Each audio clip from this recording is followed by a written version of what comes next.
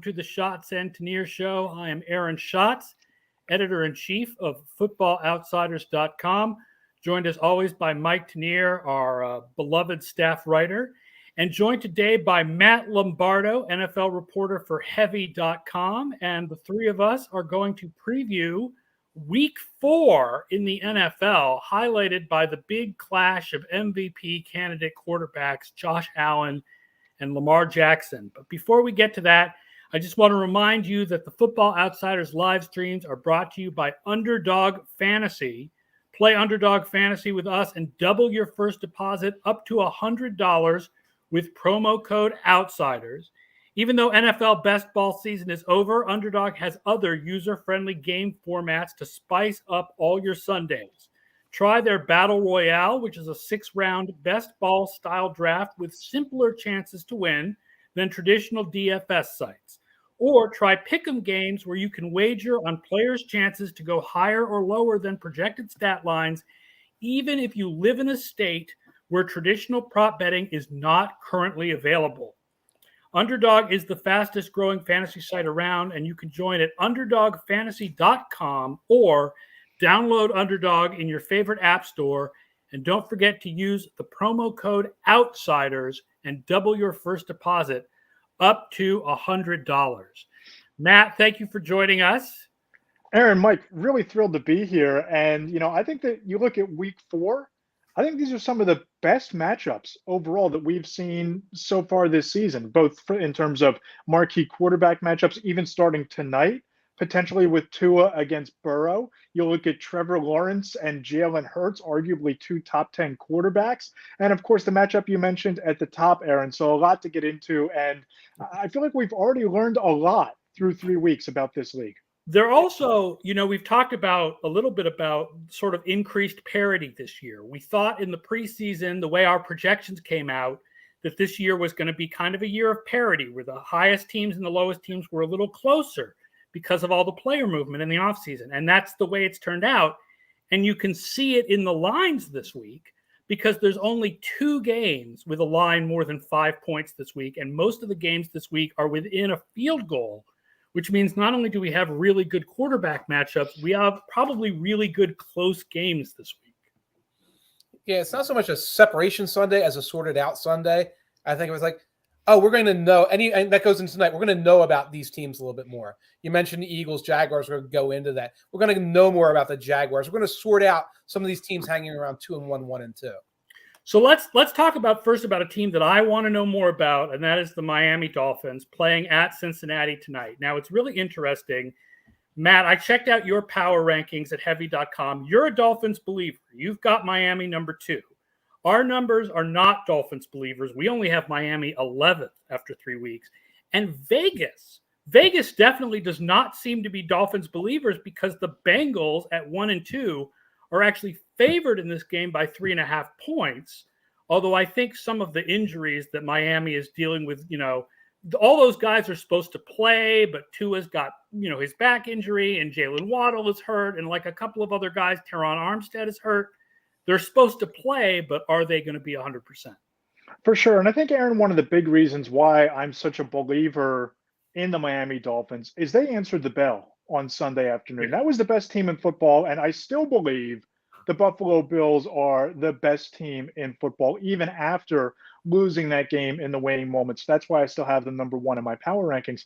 But as for Miami, I just look at what they've built on offense, where you have a guy like Tyreek Hill making an instant impact. There was no ramp-up period for Tyreek Hill. Out of the chute week 1, he looked like the same speedy all-pro he was in Kansas City, now catching passes from Tua. Jalen Waddle is developing into a superstar. And I think that you saw on the other side of the ball against the Bills guys, that secondary really stepped up in a big way, especially in the second half. They fly to the football. There's an attitude that defense plays with. And I think that their brand of football with just dominant defensive play on the back end, a high impact, deep passing game with really instant chemistry between Tua and Jalen Waddle and Tyreek Hill, I think that travels. I think that brand of football travels, and it is now a legitimate 2-team race, at least in my opinion, in the AFC East. I think the Bills are still better, but I think that this is the opportunity tonight as underdogs for Miami to go on and say, okay, that was not a fluke in South Beach on Sunday. That was not our Super Bowl. We are for real. So I'm going to be really fascinated to see how that game plays out, because I think the Bengals are starting to click. They're starting to fire on all cylinders. And I think this is really a test. And you talk about separation Sunday. I think this is truthful Thursday in the NFL. We're going to find out what the Dolphins are and what the Bengals are moving forward from here. Yeah, I mean, my counter about the Dolphins is just they gave up a lot of yardage to the Bills, and they clamped down in the red zone, but they had the drive that ended with the Bills unable to convert, I think 4th and 2 at the goal line, and they had the drive that ended with a missed field goal. So they did have a little bit stopping 4th and 2 is not luck. That's a really good play, but they did allow a lot of yardage that didn't result in points. But Xavier Howard is always really good. And Nick Needham has been really good in the first couple weeks. What's shocking is that they have this rookie undrafted guy named Kader Kohu playing slot corner. Noah Igbehenene has been such a bust that he couldn't win the slot corner job this year, and they went with this college free agent instead. So that's why, like, for example, I really like Tyler Boyd props in this game, because if Needham plays as well as he did last week, and Xavier Howard stays Xavier Howard, Boyd is going to be the one Bengals receiver who's open. I love it. I'm trying to look up some of those props right now. I was excited. I took a Jamar Chase over 24.5 for longest reception. I was looking at some of those longest reception props because they look pretty cool. But let's see. Receptions. Tyler Boyd, over 3.5 just for receptions. Yeah, I love that, because, that's definitely the weakness of the Miami secondary is the slot. And especially if Xavier Howard travels with Jamar Chase, somebody is going to eat in that offense, right? And I think that's why, even though the offensive line looked abysmal in the loss to the Dallas Cowboys, even though they just couldn't get out of their own way in Pittsburgh, Joe Burrow with an uncharacteristic game, but from a sacks and turnover standpoint, somebody in that receiving core is going to eat. And I think that whether it's Tyler Boyd or T. Higgins, the fact that the Jaguars have so many weapons, and because Joe Burrow is so cerebral, I think that what gives them a real chance tonight, and maybe one of the reasons why Vegas is so optimistic, even against everything going on with the Dolphins, and, the Tua injury, unknown, uncertainty certainly is put up on a shelf when you're putting together the line. I think that Joe Burrow, with so many weapons, if they can figure out to attack the middle of the field, attack the slot with Higgins and with Boyd, they're going to do okay, because then you can pound the rock with Joe Mixon. You can really get that offensive line playing downhill and road grading a little bit that you haven't had the chance to really give them the potential to do early in the season. I think that's how, if the Bengals are going to win as favorites on Thursday night, that's how they're going to have to do it. Yeah, they're going to need Mixon to wake up, because right now the Bengals are last in DVOA running on first downs. Like, they are not getting a running game at all. He's getting hit. Are they not trying? He's getting hit in the backfield. Yeah, a lot of that is the offensive line. It's not Mixon. He's not breaking long ones either. Yeah, he's not breaking long ones. It's the design of the offense there, where it's kind of like the first down handoff. It's kind of like, here we go. It's the first down handoff. It doesn't look like their passing game at all. It's like, here's our waist pitch type of thing. So Mixon's got to wake up. The running game's got to wake up. Yeah. Also, it's too bad because, we talked so much in the preseason about the improved offensive line. And we know that a lot of the sacks are Burrow's fault. And Burrow just holds on to the ball too long, trying to do too much. But that offensive line has not played well. They're 29th in ESPN's pass block win rate. And now here comes Miami, which led the league in defensive pressure rate last year. Like, they don't have a guy who's like the guy. Right? There's no Tank Lawrence. There's no TJ Watt. But they scheme up pressure with blitzes. And what's his name is really underrated. So underrated, I'm forgetting his name right now. And I'm not sure who you're referring to right now. I was going to say Barkevius Mingo, but it's not him. It's someone else who's gone back and forth between defensive end and linebacker. Emmanuel Ogbah.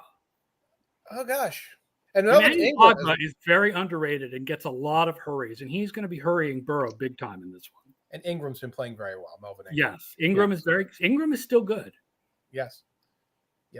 And it's amazing what they're able to do dropping into that front seven and building it up over this offseason. In addition to what they did adding weapons for around Tua. It just seems like, I just look at what they've done at the skill positions on offense and boosting the front seven to complement that elite secondary.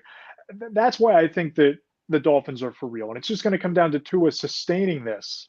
And it's a big test. It's a big test going into the house of the reigning 8 conference champions. I think some of subjectively, like I know what my numbers say. I think some of subjectively why I'm not fully a Dolphins believer is because their weakest game is the one that I watched, which was week 1, where they beat the Patriots 20-9, but it was really like one big 4th down play and one big turnover for a touchdown. And otherwise, like they were not hitting Hill and Waddle for a bunch of deep stuff. And so I'm like, but they've been much better than that in the 2 games since. At the same time, they are number 1 by far in 3rd and 4th and long DVOA on offense. Number 1 by a considerable margin in 4th quarter DVOA, mostly because of what they took care of in the Ravens game. Those are those high volatility things where it's like, we're looking at, 4th and 9, the big play, and 3rd and 22, the big play. Those are phenomenal. Need more sustenance of that kind of offense throughout the game by the Dolphins. And I'll remind all the watchers and listeners on the Football Outsiders Podcast Network, you can get all of these DVOA splits by down, by type of play, by quarter, against different types of receivers.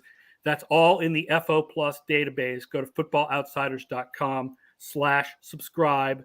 That is my sales pitch for the week.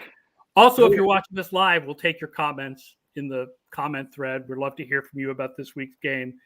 So it's the Dolphins plus 3.5. Like, even though I've written this week about, I think the Dolphins are overrated. Like, I would absolutely pick Dolphins plus 3.5 if I'm picking with the spread in this game. Like, the Bengals also were kind of overrated going into the season because they had such a great playoff run last year, and the offensive line is still a problem, and Burrow still takes sacks, and these teams are pretty closely aligned, I think. Are you surprised that the Bengals offensive line is still a problem? Because you bring in Karras, you bring in La'el Collins, you fill 2 really significant holes. And, you just look at the way that Burrow played down the stretch last season. You look at what he did in the postseason. If Aaron Donald doesn't break loose on that last play, the incompletion, Chase you might be talking overtime. You might be talking game-winning touchdown. Are you surprised even with the additions, guys? Because you dive further into the data than I have access to. Yeah, like on one hand, there's no question offensive lines need continuity, and continuity improves offensive lines. And it's hard to start anew with new guys at every position. But Kappa, too, when you add Alex Kappa also, like, this was supposed to be an improvement. And the one lineman they kept was the one who was reasonable, which is Jonah Williams. And it's not just that Burrow takes sacks. Like, the offensive line has been a problem this year. I get the impression that Collins is not 100% healthy. That's one of my theories. I've read some things talking about how the snap counts remain predictable, and that scans with the idea that, like, guys are getting beat off the snap. Like, the defenders are just winning off the snap because they know the snap count better than Collins and those guys do. It's all correctable. But, yeah, I remain stunned because every move they made, it was like, oh, yeah, that's the right move. That's the smart way to do it, Cincinnati, every time they got one of these linemen, and the results have not been there. Right, like, because, for example, right, offensive line is like a weak link system, right? It's better to have 5 average linemen than to have 3 great ones and 2 terrible ones, because whoever your terrible ones are, that's who the defense is going to attack. So they didn't go out and sign one dude. Like, they didn't just go out and sign Teron Armstead. Right. They went out and improved at 3 positions because they were like, all the weaknesses have to be fixed. And yet, ugh. Yeah. And Volmer, the kid who's the weak link, or Volson, I forget his name. That's not who they're going after. They're going after the tackles, and they're winning. Yeah. So I don't know. If I'm taking this game, I'm taking Dolphins plus 3.5. I don't know what you guys have. Mike, do you have a favorite prop or bet on this game? Oh, I've always got a favorite prop for the Thursday night game. And it is usually a first quarter or first half prop, so that when it goes terribly wrong, I can bet something else. This week, we have a slow starting, last in offensive DVOA in the first quarter, Miami Dolphins team. They never have started quickly in any of their 3 games so far. I believe the Bengals are 23rd in DVOA in the first quarter. Also, slow starters get sacked a lot. Over under for the first quarter is 9.5. I'm going under in the first quarter. And like I said, I took a longest reception for Jamar Chase. I believe it's at 24.5. Check Underdog Fantasy and see where that's at. I'm going over on that one. I like it. I think that if I were playing this game, I'd be tempted by the Bengals because as high as I am on the Dolphins and as much as I think that they're for real, you're asking a lot for a team that played close to 100 defensive snaps in 101-degree weather to hop on a plane against a division rival, to hop on a plane 4 days later and go into a building for a team that's starting to feel itself again and a fan base that I think feels some confidence building there with a quarterback who, at least in my opinion, is a top 8 or so quarterback in the league. I believe in the Dolphins long term. I think they're the biggest threat if the Bills have a threat. But I think it's just asking a lot for them to go into that building under all of these circumstances and win. So I think I'm taking the Bengals tonight. I kind of feel that. The Heat on Sunday turning around on the road on Thursday, that's a big deal. Interesting. It would be interesting to go back and look because Miami is supposed to be used to the heat. Like, how much does that really affect them in the next game if they played a lot of snaps in the heat? Because it was bad. I mean, the Bills players were going off, and Stephon Diggs couldn't play for a while, and it was hot. By the way, speaking of Florida, I will point out that right before we went on the air, they announced that the Kansas City Buccaneers game, we're going to get to that game, is being played in Tampa. Good. It is not moving to Minnesota. So more heat. Speaking of Minnesota, let's do 9:30 a.m. breakfast with the NFL from London. Breakfast with Taysom. Breakfast with Taysom Hill. Can we have Taysom for breakfast? At New Orleans. Everyone on New Orleans seems to be hurt. Jameis Winston hasn't practiced the last couple weeks and has absolutely been affected in his play. He's not 100%. Mike Thomas hasn't practiced this week. The Saints are pretty banged up right now. Yeah, but they're running into a very interesting team. One of the more fascinating, unknown Jekyll and Hyde teams that I've seen this year. Guys, I write a big, 1st and 10 takeaways column every Monday. It's a behemoth, right? So you're writing on the fly as the games are going on. I had a full section fleshed out about this being the Detroit Lions' rival, that they go into hostile territory and they knock off the Vikings, and Dan Campbell, the up-downs are working and the players are buying in and the culture is established. Have you seen a team like the Vikings who could look so great in the opener against Green Bay, go on a plane to Philadelphia and just look like they don't even belong on the same field, and then come roaring back and make me rewrite everything about that contest? It just feels like, they're one of these teams, another one that has to figure it out. And I think that Kirk Cousins has been holding them back for 5 years. He's holding them back now. Dalvin Cook is banged up. You have all of the injuries against New Orleans. It's in London. I mean, this has the makings, guys, of one of those just dreadful, you wake up early to watch it all excited. You finish the first cup of coffee and you look up and it's the start of the fourth quarter and the score is 6-4. It just feels like that's what's coming here. We always send our best games to the English, don't we? And you talk about being held back by Kirk Cousins. Have you seen Jameis? Yeah. Okay. Yeah, Except for right. Yeah, he's not right. He's not healthy. He's not playing. They're not goofing around quite as much as Bill Belichick is right now with Mac Jones can play through a high ankle sprain, trust me. But they're goofing around with Jameis. It's going to be the Andy Dalton / Taysom Hill show. For sure. And that is a team that is unbelievably weak through 3 quarters, and then they try to come on like gangbusters. So I have I never have confidence in the Vikings. I have no confidence right now in this Saints team. And defensively, they're playing pretty well, but the Saints team has to do better than pretty well on defense to overcome their offense. I'd also suggest that the Vikings offense is probably better than we think they are. Because, for example, usually third down is less consistent than first and second down. They're the number 1 offense right now on first down, but they're 27th on third down. So when they get to third down, they're not having success, and that usually reverts a little bit over time. And they're 31st in third and long. I forget who's behind them, but 31st and third and long is the Kirk Cousins, wherever the sticks are, I'm throwing in front of those buggers. And he has been true to form. I Eagles game, I saw 3rd and 4. I'm like, I'm wondering if he can squeeze a 2-yard pass in on 3rd and 4. And he did. I will say, I'm looking forward to seeing Marshawn Lattimore against Justin Jefferson. I mean, that's a really good matchup. Yeah. This should be, I think this is the first time they faced each other. So,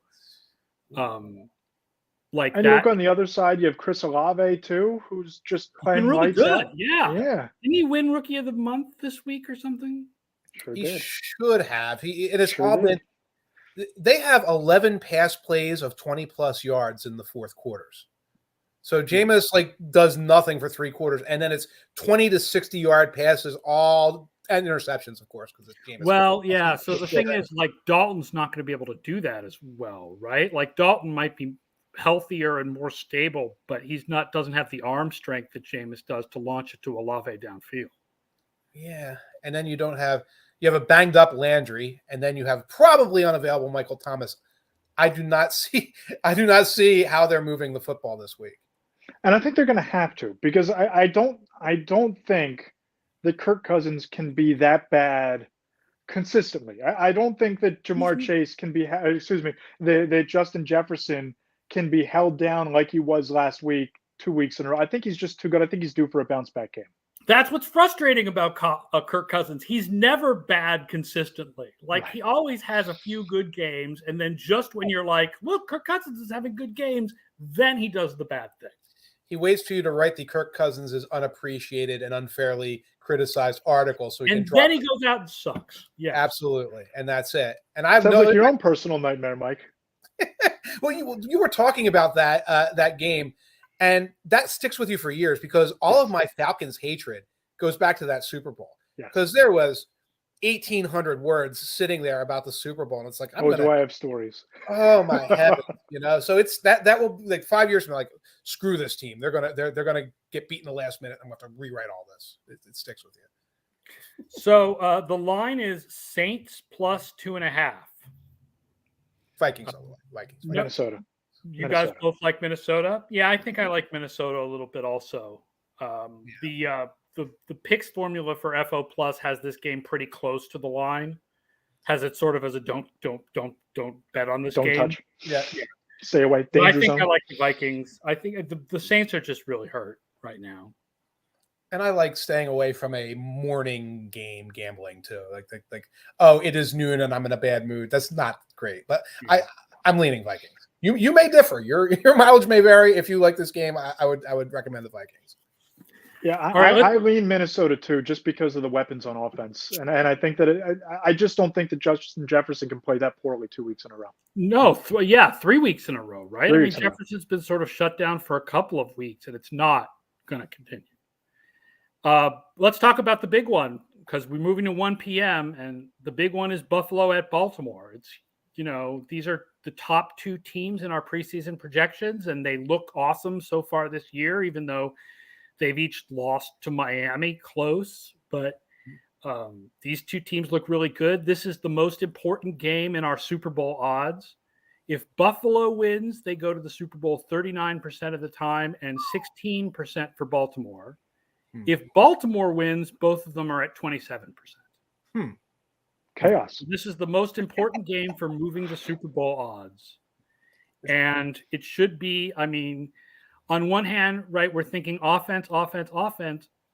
These defenses, I know there's injuries on the Buffalo defense, but these defenses are better than, they're not bad defenses. The Buffalo is a good defense, even with no Micah Hyde. And I think Jordan Poyer is going to be back this week.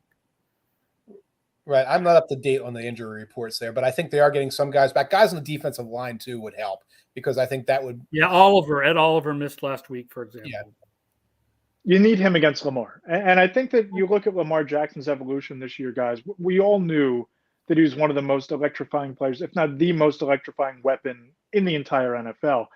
you look at some of the numbers, and it's just silly. He makes up something like 80% of the offensive output for the Baltimore Ravens combined rushing and passing yards. He leads the league in passer rating, which to me that's the biggest sign of the Lamar Jackson evolution. And in my weekly column on heavy.com, one of the sections I wanted to touch on is how does this fast start impact his value and his contract with the Baltimore Ravens? And multiple agents told me that it doesn't change a thing. The Ravens know what he's worth, they know his value. But I spoke to somebody who told me that before the season started, the value was X. It was X guaranteed dollars.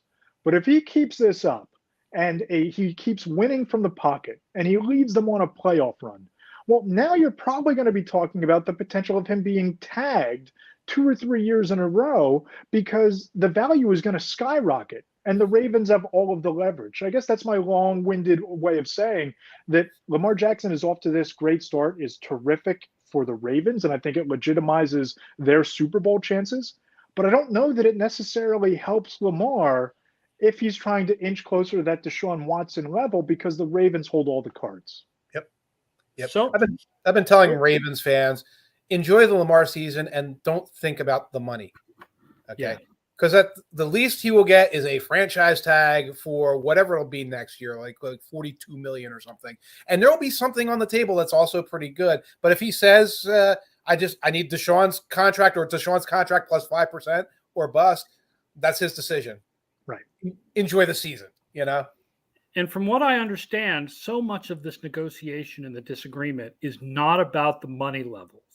Nope. It's about the guarantee. Yes. 5 years of guarantees. And yes. It's and not I was like told before Baltimore, the season the offer was 3 years fully guaranteed. Yeah. Right. It's not like Baltimore didn't think he was really good before the season started. Like, they know how good he is. This hasn't changed their mind about how good he is. Right. They don't want to give the long guarantee. They just don't want to give the long guarantee. And how well he plays doesn't change the fact that they're not giving him 6 or 7 years guaranteed. It's the dramatic overlay of the contract. And, Matt gets it and I get it. It's like, yeah, he's awesome. And the money, you have to add that thing because talking about how awesome he is, yeah, that's great. That's fine. Let's put this extra spice onto it about the contract. But they are not. They're two separate things right now. And by the way, Stephen Ruiz in the Ringer? The Ringer. Yeah, has a really nice article about how this dream season of Lamar, as great as it is also kind of pointing to some of the holes in the Ravens offense right now. That their running game is not necessarily getting the job done, that the injuries in the offensive line are still a problem. They've gotten better at wide receiver, but they're still unbelievably reliant on everything that Lamar Jackson does. And I think that's a little different for the Buffalo Bills in that, you've got a franchise level guy in Stephon Diggs. You've got a stronger offensive line when they're not all cramping up. And, you've got more balance on offense. It's funny. Yeah. I spoke to a scout right around halftime of that game on Sunday, and it didn't look like the Bills were in much danger at that point of the game. I was like, what do you make of this? Like, how good, another nugget from the column that got scrapped, how good is this Buffalo offense? And the scout said, they come at you in waves. They have depth at all of the skill positions, weapons all over the place. And Josh Allen is a cyborg. He said, good luck slowing that guy down. Well, yeah. Sure enough, that gets on the cutting room floor because in the second half, Tua does his thing. The Dolphins secondary does its thing. But I don't think that changes any way that we should fundamentally be thinking about the Bills. The weapons are still there. Josh Allen is still Josh Allen. And if they go down, if they get tackled 1.5 yards shorter and they can spike the ball with even a second left, maybe we're talking about them as still being undefeated today. So, I just look at this the Bills team, and I think that they are on a mission. They have all the pieces, they have all the weapons, and they're going to be really tough to stop. The one thing that's struggling for them a little bit is the offensive line right now. I mean, it's only 3 games, and I think the offensive line is better than this, but the ESPN blocking metrics, they're 25th pass blocking and dead last run blocking, and they're also last in adjusted line yards, which is one of our stats. So the offensive line definitely needs to do a better job. Not cramping up would help. Yes. Yeah, I think that's a big chunk of it. Like what? 20% of the information in there is like the second half of that game when Dawkins and other guys coming in and out with cramps. I also, by the way, I'm checking the weather forecast because the Bills don't like weather. If we've noticed lately, and it's light rain. I don't know if light rain counts as wind or heat, as like the kryptonite of the Bills, but I think we're okay. Over under, I might be worried about, but I don't think that's a factor in terms of the spread. I'll point out also an interesting stat I found. Buffalo through 3 games is our number 1 defense against tight ends. Matt Milano, right? Matt Milano is good in pass coverage. He is. Maybe they slow Mark Andrews down a little bit, take away Lamar Jackson's favorite weapon a little bit. Is Baltimore good enough on the perimeter for this to be sustainable? Because, I look at Lamar and he's always going to be a threat to run. And Mark Andrews, as long as he's in that system, he's in an all-pro conversation, at least in my opinion, the way they started this year. But I don't know that they're good enough on the perimeter to win when they have to win downfield, if that makes sense. Well, that's the thing coming into this season was Baltimore was like, believe us, our receivers are good. We know you don't believe us, but you should believe us. Our receivers are good. And we were all like, well, okay, Rashad Bateman, but what else do you have? But Duvernay's been all right, but Bateman's not going to live on whatever 80-yard catches all year. Like they need to definitely see more consistent mid-range catches on the outside from those receivers. Yeah, Bateman is really good off the release, and that has helped. Duvernay gives him the deep threat. Demarcus Robinson has had a couple of moments in there. He's kind of in the Sammy Watkins role. He'll get hurt and you'll forget about him, but until then, he's doing it. But I think it's gone from like a super, super weakness to closer to league average. And that if they can get the running game clicking again, like the traditional running game, not the Lamar running game, then they've got enough different. They can hit different quadrants of the field enough. I think that it can be Super Bowl caliber offense. Yeah. So the game is Ravens +3 right now. In Baltimore. Good number. That's a really good number. That's a really good number.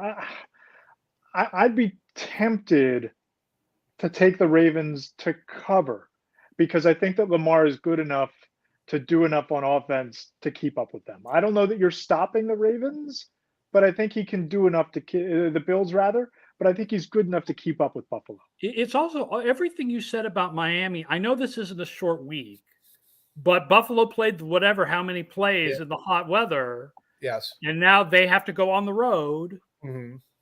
So I do wonder a little bit. Like my first instinct in this game was, okay, I'm a real believer in Buffalo. I do believe they're the best team in the league. I would take Buffalo. But then I thought about it a little bit more, and I was like, it is in Baltimore, and you get 3 points. I think I would take Ravens +3. Yeah. I'm thinking in terms of if I could get that line to about 3.5 or 4, tease it with the under. Under's way up, over-under's way up at 51 against a weather game. Yes. Was trying to do the stats. I'm going to stop because it would be like bad podcasting to spend 5 minutes getting there.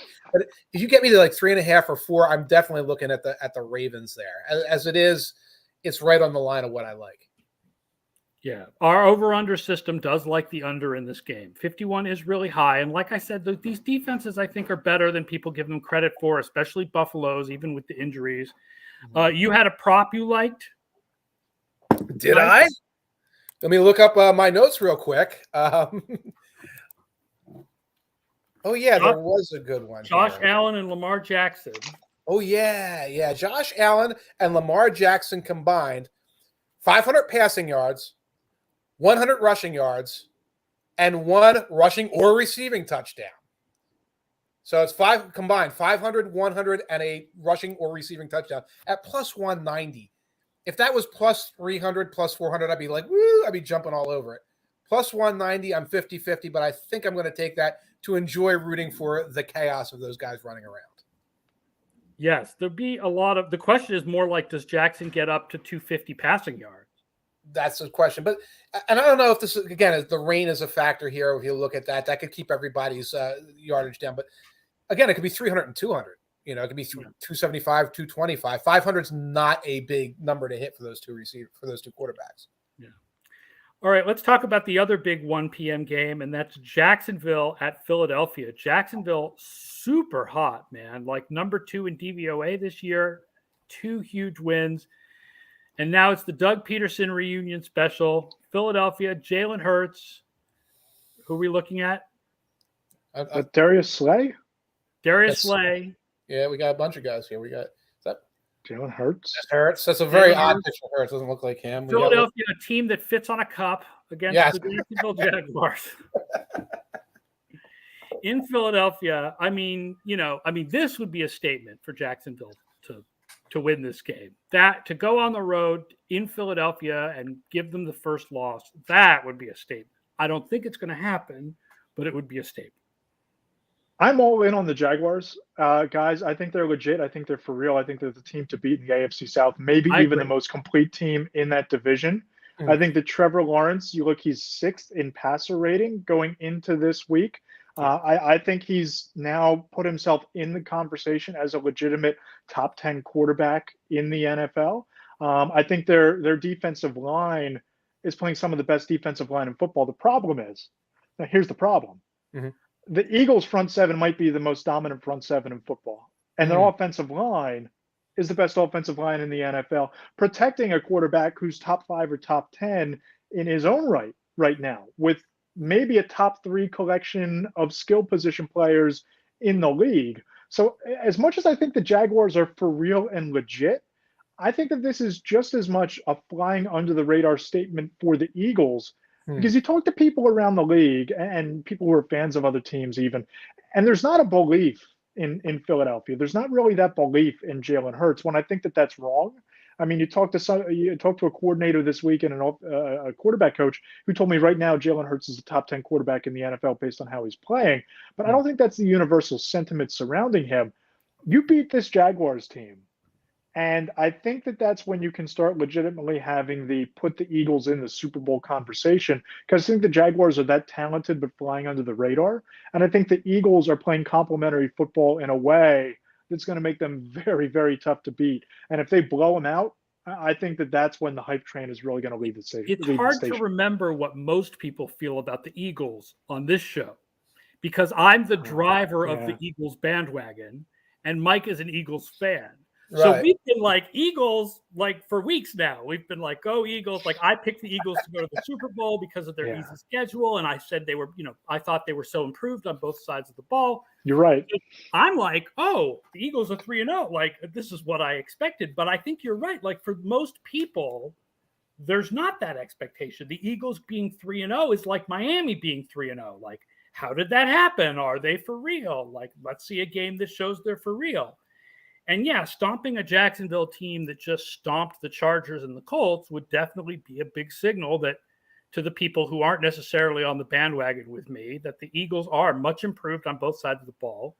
And the big question going into this year, I think, was, okay, they added A.J. Brown. They added all these defensive pieces. Will Hurts be better? Right. And so far the answer is yes, Hurts is better.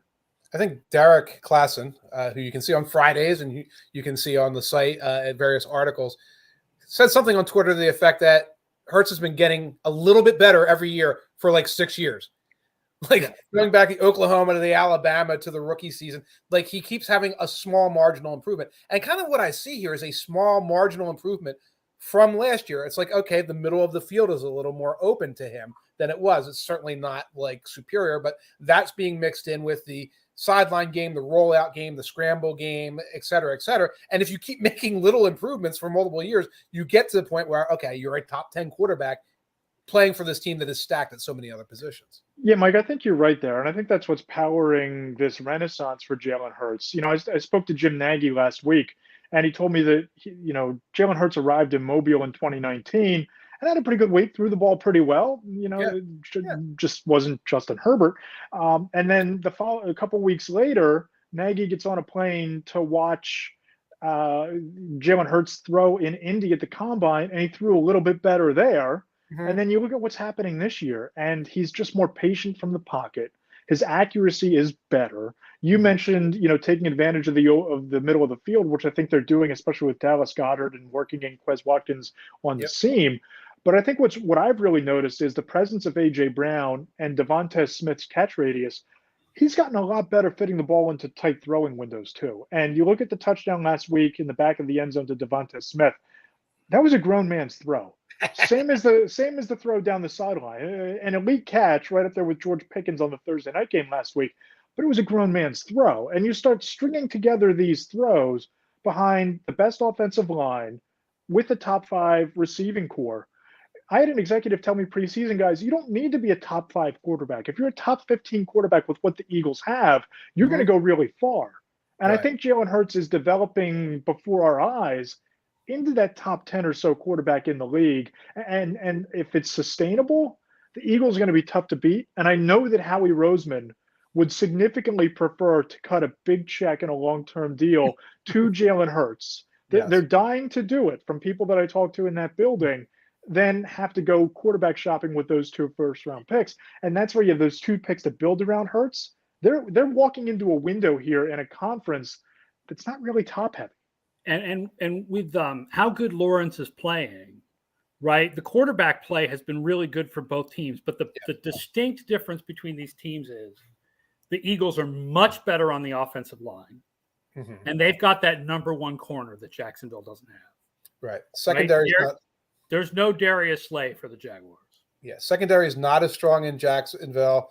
Their offensive line has been playing pretty well overall. Their offense does look just very fundamentally sound. And it's and as impressive as the 2 convincing wins are, questions about how good the Colts are. Chargers were in the process of falling off the cliff injury-wise as that game went on. There were 2 early turnovers from a very banged-up Justin Herbert. So Jaguars convincing victory, but there might be a little helium in the impression that it leaves when it was like, I guess it was like 13-0 by late in the first quarter because of turnovers. Yes. Yeah, the turnovers were they had a lead. They could play that game with a lead. And yes. The Chargers were like, we're trying to come back now without Bosa, and we're trying to come back without Keenan Allen, and we're trying to come back without Sean Slater, right? With Storm Norton going backwards like this on every snap. The most snake-bitten franchise in professional sports. You thought this was the year. You spent the money to plug all of the holes. You have, the straight out of central casting Hollywood quarterback. And you lose Bosa and you lose Slater and your secondary underperforms. Everybody's hurt. Like Derwin gets hurt. Is like the final girl. He's like Jamie Lee Curtis right now. Like, when's it going to come get me? Everyone gets hurt. Yeah. So Eagles minus 6.5 is the line in this game. And the FO picks are like very, very close to the line. Yep. And I want to hear those picks before I make my pick. No, the FO pick is the Eagles, but only like very slightly. Like the projected line is 6.7. So it's a good number. I see where Vegas gets their lines from. They subscribe. They get their lines from. There's a little bit of you guys are doing God's work out here. I think you have to go Eagles here, only because I think that they're deeper. And I wrote about this preseason after visiting their training camp. It feels like, for all the talk about the weapons on offense and Jalen Hurts, it feels like Jonathan Gannon has the players to run his system now. And you saw that amoeba front last week do its thing against Washington. You saw James Bradbury step up. Where are you throwing on this team? Like, where's the weakness in the secondary? They have pass rushers. They can just rotate all game long. I just get this sense that the Eagles defense is going to make a statement again against Trevor Lawrence. And again, I'm really all in on Jacksonville. I'm excited about them. I think the Eagles put on a show against the Jaguars at home and announced their presence to the league. So give me Philly. Yeah. I'll lean Philly, but I'm not actually playing this game because it is right on the number. Yeah, I lean Philly too. I think that the pass rush is really going to get to Lawrence. I think Lawrence does a great job of managing the pocket, but this is a really good pass rush that he's playing. I mean, considering Bosa went out early in that game last week, this is the best pass rush he's played. So, that's going to be tough. Let's talk a little bit about 3 more games, starting with 4 o'clock, the biggest 4 o'clock game, Denver at Las Vegas.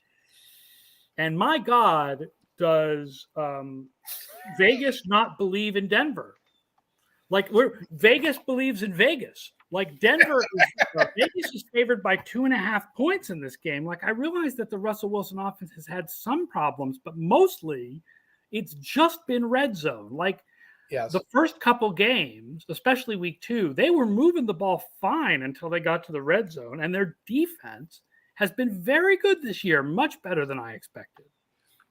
And you know who else has been having trouble on offense? The 0-3 Las Vegas Raiders, who can't figure out how to get the ball to Devontae Adams, who Hunter Renfrow keeps fumbling, and they're just not really accomplishing anything that they set out to do offensively. And Denver has Patrick Surtain to put on Devontae Adams in this game. Guys, I wrote about this on Wednesday. I don't know that there's a bigger disappointment so far this year than the AFC West. Yes. How many of us were talking about 3 playoff teams, and Yes. the gap has closed to the Chiefs and everybody else. They're 5-8. They have an 0-3 team in that division that has. If you injected sodium pentothal into my veins right now and said, "Tell me the identity of the Denver Broncos and tell me the identity of the Las Vegas Raiders," I couldn't tell you. I don't know what either one of these teams are or what they're trying to do. It's defense on for offense. the Broncos. I didn't think it was going to be before the season because their defense was a statistical mirage last year, but they've completely stepped it up. The identity of the Broncos is defense. Their defense is playing really well. Is it though, or is it because they play Jimmy Garoppolo, who has no spatial awareness inside the 5-yard line? Right? I mean, I'm not trying to be fluky about this. I watched that game, and I'm not overwhelmed by any one aspect of the Denver Broncos. I see the Raiders. I have a 3 TV screen set up here in the office. I see them on Red Zone, and it just seems like they're just. Nothing's clicking for them on offense. And Mac Hollins was clicking. Who saw that coming? Sure. I mean, he's really seized the slot receiver role. Good for Mac Hollins. He's a great player. He broke out last week. But you're supposed to have Max Crosby and Khalil Mack racing to the quarterback. They haven't got out of the starting blocks. It just, I'm very stunned by what we're seeing play out in that division. I know it's early and somebody's going to separate. But it just seems like all 4 of those teams have real issues, and I just can't get worked up and excited about an 0-3 Raiders against whatever the Broncos are as a team right now. I'm just picturing last Sunday night's game and Mac Hollins watching it and watching all those punts get pinned in the 2-yard line. I'm like, I wish I was there. I wish I was there. No one gets more psyched up to pin the team at the 2-yard line than Mac Hollins. But now he's a receiver too. It is remarkable. But yeah, this is the battle of the teams that have to figure their offenses out right now. And I will say about the Broncos, everything you say about the Broncos, like I'm not sure what their identity is. It's defense, but I don't know necessarily if the defense is like, well, there was opponents and things like that. You can almost say the same thing about the Buccaneers and the Packers. Yeah. Hall of Fame quarterback, and the offense is not clicking in any way, and there were some injuries impacting the receiving core, but the defense is stepping up. It looks weirder because we all pictured Russell Wilson on the Broncos with those receivers and that line, and those backs, that should be dynamic. I still think that's going to figure itself out. It looks like it has to.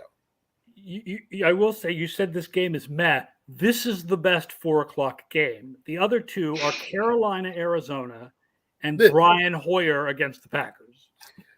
By the way, should I introduce my play of the week? Please bring us your play of the week because it is 4:00 game related. That's true. 4:00 game of the week. I am, by the way, broken even so far. If you're keeping track, I'm at 0-0-0. I've got 1 big win with a plus 200 and a couple of losses. Play of the week. I cannot resist a backup quarterback making his first start of the season and all the delicious points you get along the way. That's right, folks. In Belichick, we trust. In Brian Hoyer, we somehow trust. I picked up right away the Patriots. Right now, they're +9. I got them at +9.5 against the Green Bay Packers. So I'm hoping for a running game, hoping for a defensive win, and I'm hoping for a good game plan from Matt Patricia and Joe.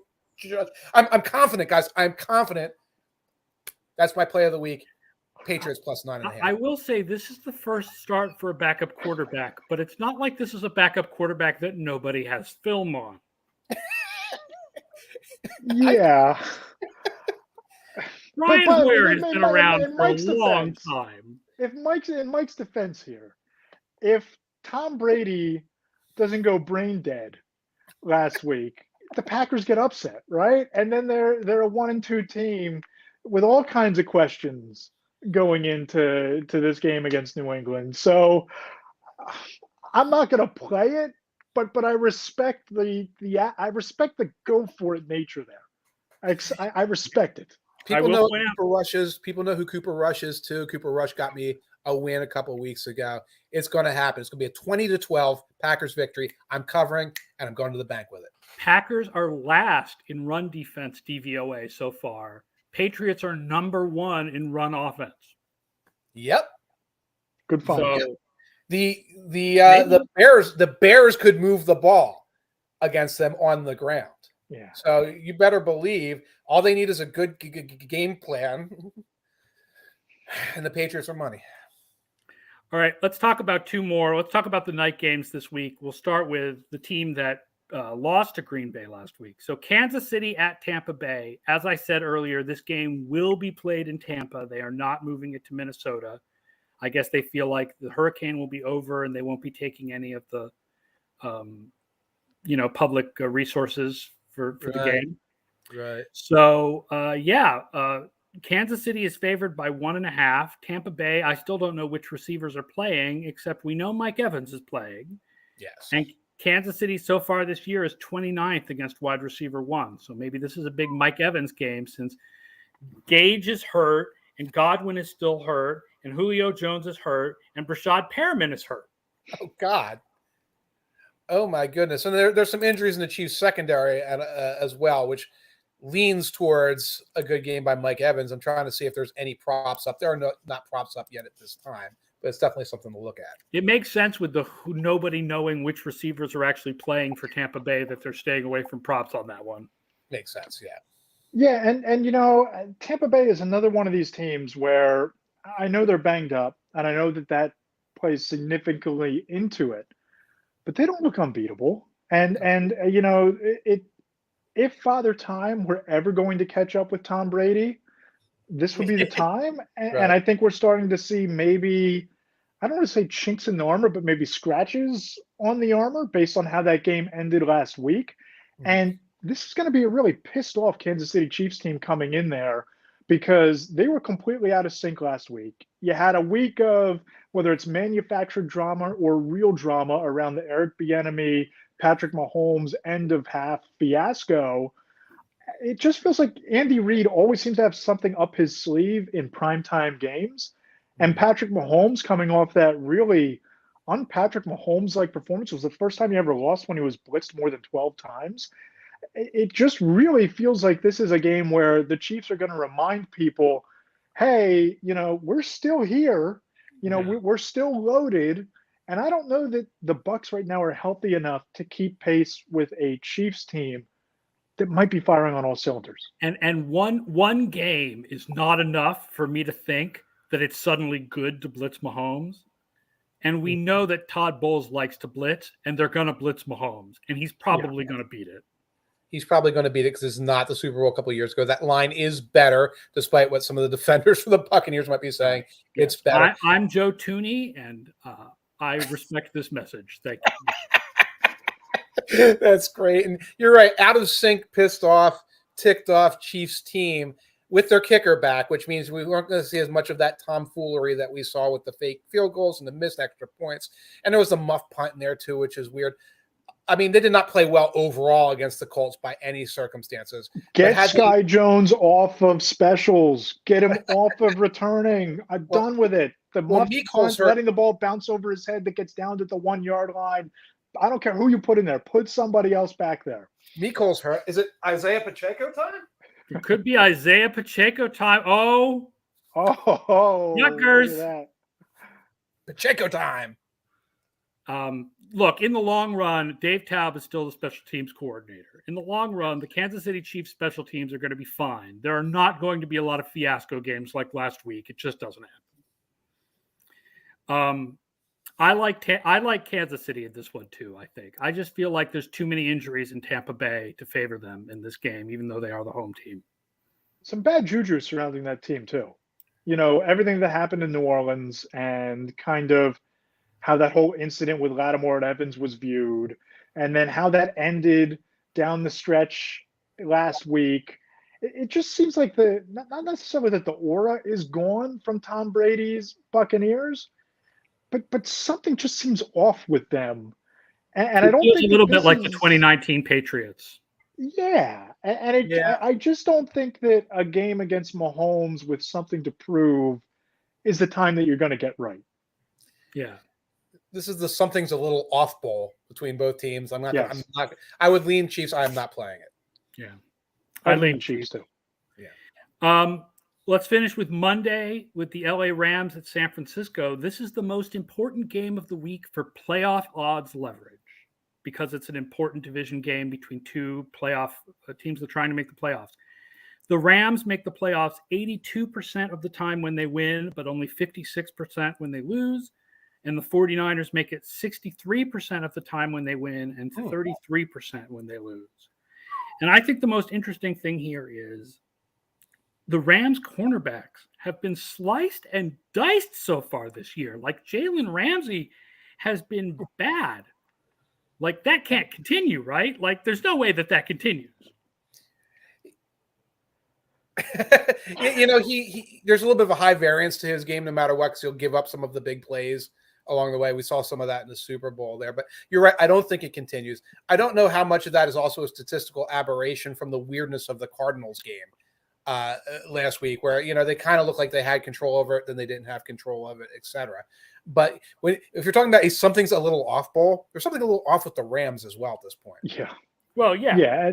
And here's the other problem with the Rams. I mean, as much as we're going to talk about Jalen Ramsey and the defense, they can't rely on Cooper Kupp to do this through 17 games. I mean, he's on pace for like 168 catches or something outrageous like that. All it's going to take is one hospital ball from Matthew Stafford, which we know that he's capable of, right? We're capable of leading a guy too far over the middle, and that could be a wrap on their offense. It just seems like, you want to talk about something missing with Tampa Bay and with Kansas City. I think the Rams are missing an OBJ. I think that they're missing their spark. I think they're missing that deep threat, big play ability. They might have thought they were getting it with Allen Robinson, but people inside the league were really kind of skeptical, even with Matthew Stafford, that Robinson was going to make much of an impact. And I think we're starting to see that come to fruition through the first quarter of the year. You want to talk about a team whose identity should be defense? I think it's the Rams, even though they have some nice pieces on offense. It just seems like they're a hair off from what they were, and I think that they're too one-dimensional, funneling too much of their offense through Cooper Kupp for this to be sustainable for the long haul. Yeah. Who's more than a hair off, though? The San Francisco 49ers with Garoppolo. I don't take one bad Garoppolo game to mean he's going to play like that all year. I mean, I think that in the long run, he's going to be Garoppolo, which is that he runs this offense well. And, when it's time for him to peak out, you realize where the limitations are. But they were a top 10 offense last year with him running the show. I think that they can be again with him running the show. He's not going to play like last week a lot. He can't win games on his own, right? He's a win with guy, not a win because of guy. But how long will it take for everyone to get back into sync when he had no off season with them whatsoever? And when they were trying to move on to some different concepts and things like that with Lance. So if by week 6 or 7, Garoppolo is back to being regular. Right. Garoppolo, they might be 2-4. I think that's going to coincide with their offense kind of refinding their identity when Elijah Mitchell gets back, if he gets back. Because I think that even when Garoppolo was at his best, I mean, we all were at that Super Bowl in Miami covering that game.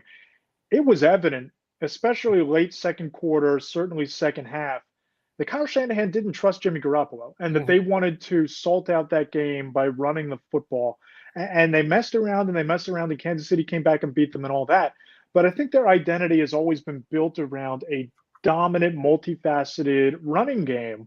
And I think you almost just have one area of that running game with Deebo Samuel. You're missing the consistent ground and pound, churning clock, controlling the line of scrimmage aspect that someone like Mitchell gives you in the backfield.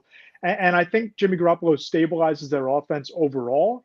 But I think until they can get back to what their winning formula is, it's going to be a struggle for them. So I think you're right, Mike. I think it's a 6-7 week process. And then you're going to look up and say, okay, all the pieces are there. They're running the ball well. They're playing downhill. The NFC West stinks. And the Niners are going to be right in the mix. One interesting stat split I will point out. The 49ers defense is number 1 this year against short passes, but 27th against deep passes. And last year, their split was similar. Last year, it was something like 3rd and 30th. But Stafford has actually been terrible on deep passes this year, 4 of 15 with 2 picks. And you remember, so something's got to give between those two. Either Stafford's got to complete deep passes, or the 49ers defense has to actually have a good game against them. Need that OBJ, and that OBJ is not. They do, because Van Jefferson is not OBJ, but Van Jefferson was always good for one deep shot a game, right? And he's gone. He's not running out of that tunnel. OBJ's not running out of that tunnel this week. Yeah. And Allen Robinson is like a red zone guy, but he's never, even when people who thought, oh, Allen Robinson last year, that was just because he was in Chicago and he was sick and tired of it, and like he'll get his mojo back now that he's with the Rams. It was never that he was going to be a deep guy. Like, that's just not his game. No, that's not it at all. And you remember the season opener for the Rams, and like Stafford couldn't get it deep. He was under pressure. The 49ers can rush the passer. Oh, yeah. And I don't think that Rams offensive line has solved its problems in any way in the last couple of weeks. They have the healthy Bosa. They have the healthy Bosa. They've got a healthy Armstead, I believe. I think he didn't play last week, but I think he is playing this week. Okay. But they can get after the quarterback. Yeah. So the 49ers are actually favored by 1.5. I'll take the Rams. Like it. You like it? I kind of like it. I'm just not. I'm just not a believer in the Rams right now. Something just isn't right with that team, and lightning in a bottle for San Francisco. I call it a hunch, call it not believing in the reigning champs. I think that this could be an upset alert moment for the Rams and Sean McVay. Like Kyle Shanahan, I don't believe in Jimmy Garoppolo, so I'm going to take the Rams. Yeah, I'm going Rams too. Because I just think the Rams defense has to play better than they played so far. Yeah. All right, that does it for the big Thursday preview show. Thank you so much, Matt Lombardo from Heavy.com. Check out Heavy.com for Matt's NFL writing, power rankings, big Monday column, all of his talking to folks inside the league. He talks to actual league insiders, unlike us. And Mike, thank you again for joining us for Thursday. Thank you to everybody watching live. Thank you to everybody listening on the Football Outsiders Podcast Network. As always, do not forget to subscribe to the show, and tell your friends all about our shows. We are on every weekday, 1 p.m. Eastern. So until then, everybody enjoy Cincinnati and Miami tonight, and enjoy your weekends. Visit us on the Discord tonight. Oh, yeah, live on the Discord. Come to footballoutsiders.com for a Discord link, or below, look for the Discord link below us on YouTube. And we talk live. We have good conversation during the show. Come join us Thursday nights. Come join us Sundays. Come join us Monday nights. Sundays starting at 9:30 a.m. Oh, God. The Jameis Winston Broken Back Show. It's going to be very exciting. Or the Red Rifle, one or the other. Or Taysom Hill, please. No, Taysom Hill. All right, guys. Have a great weekend, and we'll see you. Mike will be back with the Monday show at 1 o'clock. I'll be back with the Tuesday show at 1 o'clock, and we'll see you then.